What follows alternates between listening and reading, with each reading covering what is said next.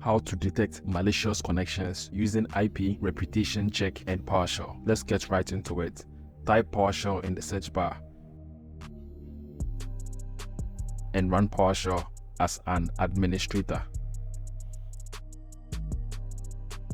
Hackers often establish unauthorized network connections to infiltrate or control systems. These connections could involve unusual ports, IP addresses, or devices that don't belong in the environment. The Get-NetTCPConnection commandlet allows you to review all active connections and look for anomalies that might indicate malicious activity. Type Get-NetTCPConnection, which retrieves all TCP connections on the system. Where object is a commandlet used to filter the output based on specific conditions. The condition states EQ established filters the connections to show only those that are actively communicating.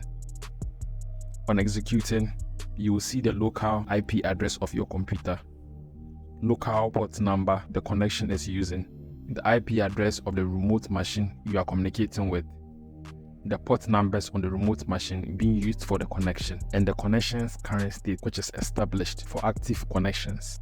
Look at the remote IP addresses and identify any that seem unfamiliar or are outside your expected range. Once you identify a potential suspicious IP address, you can check them against IP reputation database to see if they are flagged as malicious or associated with command and control service. Let's use an online free service that offers IP reputation checks. Visit AbuseIPDB.com.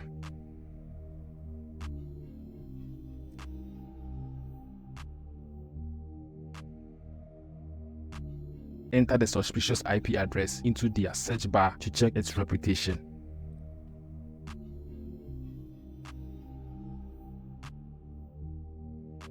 It will provide a score based on reported malicious activities associated with that IP, including whether it's been flagged for botnet or other malicious activities.